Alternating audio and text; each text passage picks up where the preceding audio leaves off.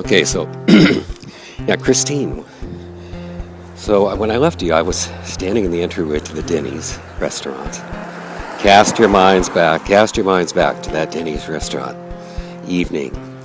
Sun is setting, it's dusk outside, that yellowish, bluish sky to the west. Everything's dark toward the east.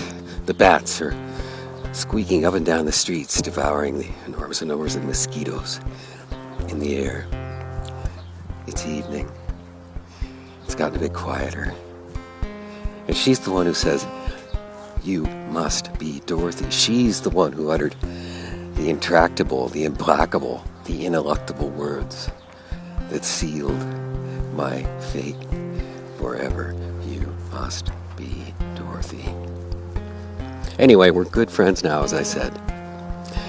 And she took me back through the restaurant, but she stopped halfway, like she was not going another inch. She just stopped right there. She pointed to the back of the restaurant. She handed me the menu and she said, "He's back there." And then she looked at me and she just got out, her face just totally softened, her brow, her countenance was open, and she said, "Good luck, honey. Looks like you could use some." I don't know, I must have mumbled thank you or something, I don't know, I was pretty out of it by that time. I grabbed the menu and I tottered on back to the back of the Denny's. Big dude sitting at the table, had a big hood, his head, reading a paper. I see it's the USA Today. And I walk up to the table and I continue breathing in my custom fashion, kind of like a Pekingese. And he looks up and blow me down, shiver me timbers. I mean, I was surprised. I know you aren't, but because you've got the foreshadowing. The story wouldn't make sense unless it was Todd. You know, it just would have been some random. You know, it has to do that. So you guys have figured it out. You know, it's Todd, my old friend from the Dewdrop Dead End. Is also Death himself, my new boss.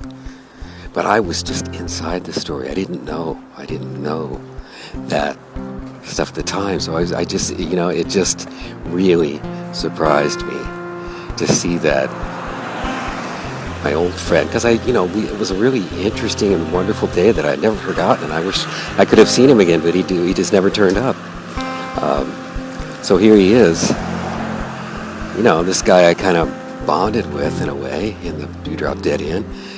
And he's also like Death himself and my new boss. I mean, it's like too many things all put together. It's just, I'm just thinking, well, now I've got the job for sure. You know, I'm telling myself, don't count on it like that. Don't count on it.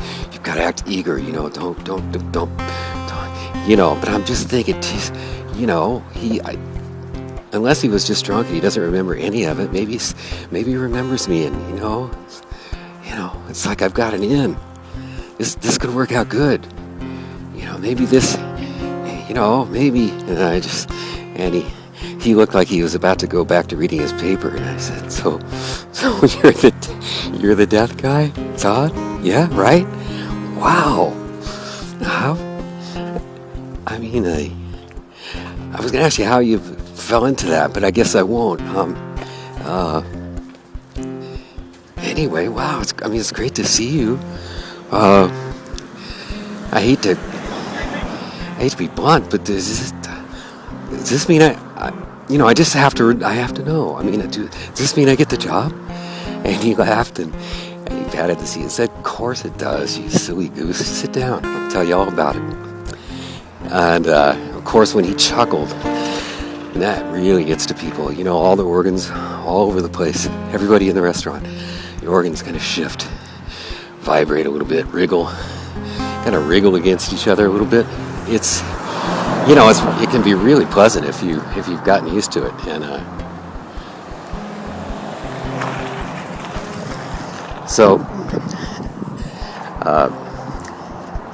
but most people hadn't that night, so they were, you know, they put their hands on their stomachs like maybe they had eaten something that was still alive or something. And anyway, he chuckled, and you know, later after he'd been in that Denny's, we we were there for quite a while, but he got so that he developed this skill with his voice so that he could like say a particular word in a particular way, and like your liver would move over here. He could do all kinds of tricks like that, you know. It was pretty amazing, but I had to shut it down because it was just taking too much of our time, and so now I have to limit it to, you know, just a couple of people per week, and that's it. And they better not, you know, don't. I said, don't test my patience. You know, Dustin, he's easy. He doesn't have a job to do like I do. And I'm getting ahead of myself here. So, yeah, I'm there with Todd.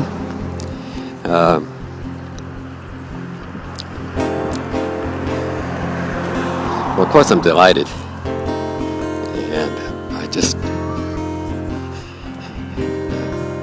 we've got a lot of catching up to do. So we're old friends. But we hardly know anything about each other.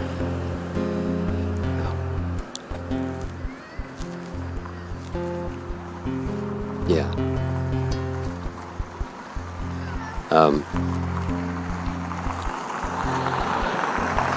Okay. So we're old friends. So we have a lot of catching up to do. We're not going to go get right down to business. I mean, we got to get to know each other a little bit. I mean, because it's, you know, it's just better that way. I can tell we're going to be working very closely. So I tell him my life story. I start, you know, like with where I started with you guys, you know, like when I was born. But with him, I didn't leave out so much of the material. I really covered it in a great deal, you know, the growing up with Douglas and what that was like. And he kept, like, putting his hand on my arm and saying, "You're shitting me. He did that? What an asshole." And so on and so on and so on, you know. And it was like that. And,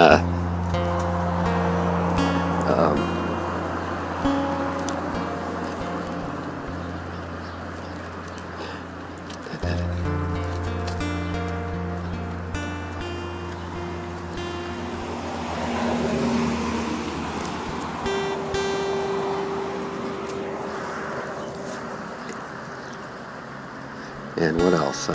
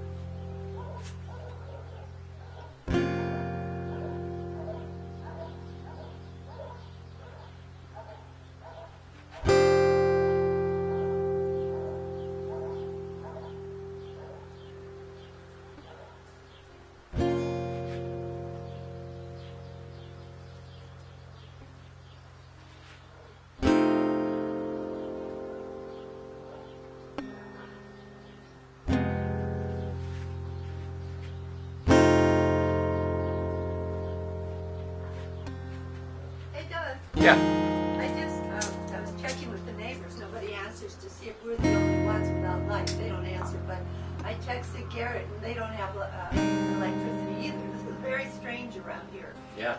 Sometimes in a thunderstorm, you might lose it. So I'm just going to keep the fridge closed.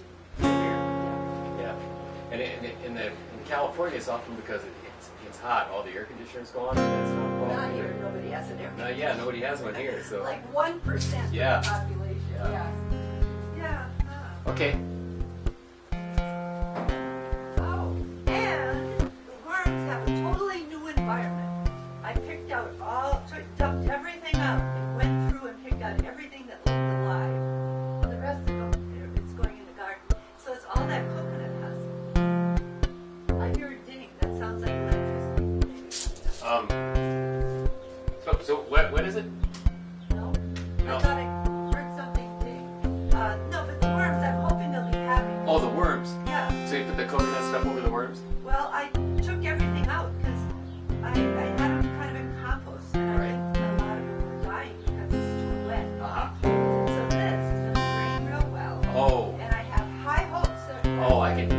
can tell they're happy from here. So they're in both of those things. Great. Okay. So some more food. Well, the big one I put food in. The other one I don't have. If you would have some soup, Good. put it in the small one. All right.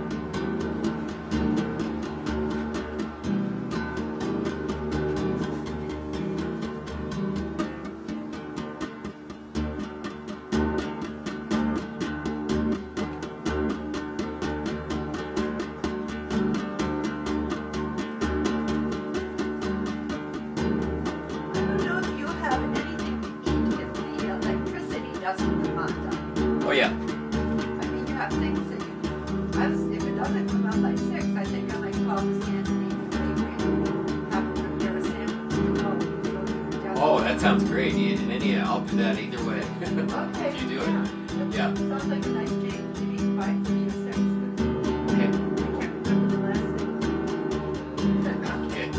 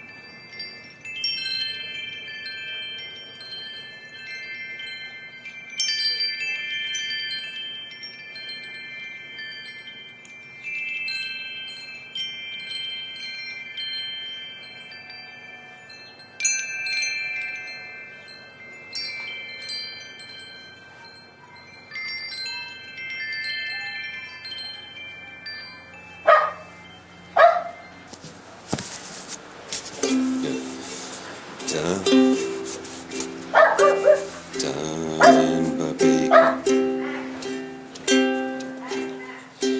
4 packs a day. A gun was involved.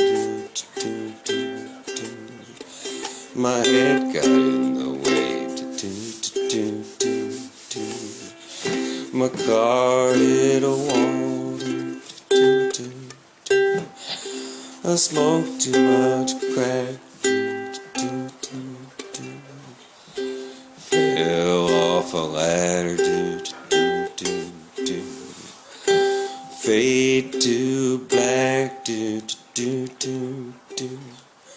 Went peaceful in my sleep. Squirrel gave me rabies. Got knife for some creep.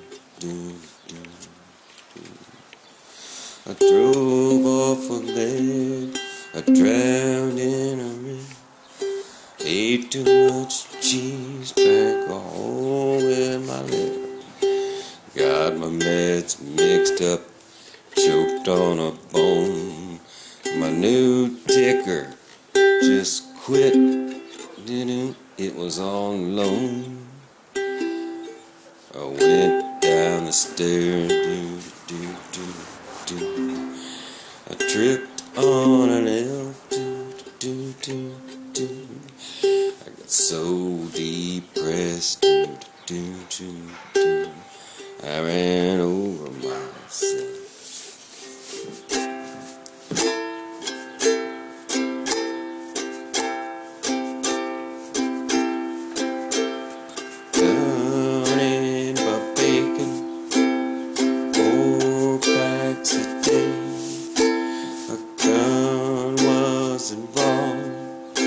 My head got in the way. My car hit a wall. Dope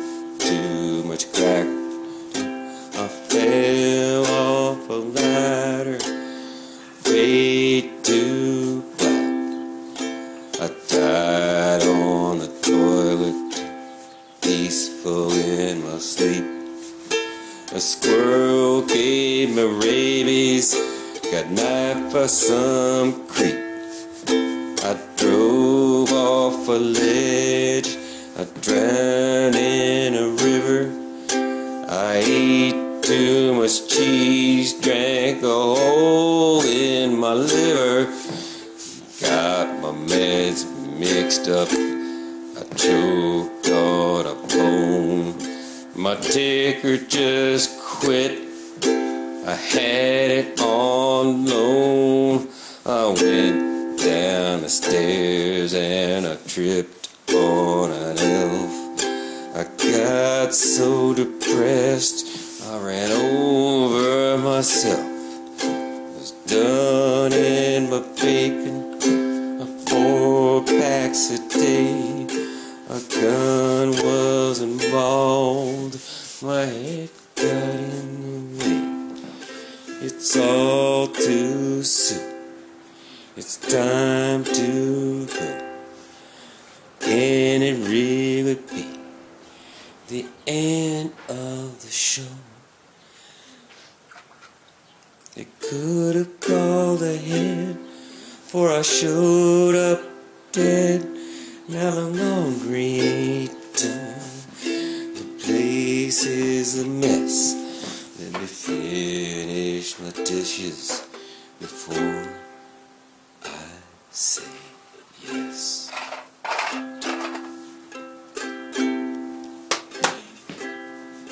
It's all too soon.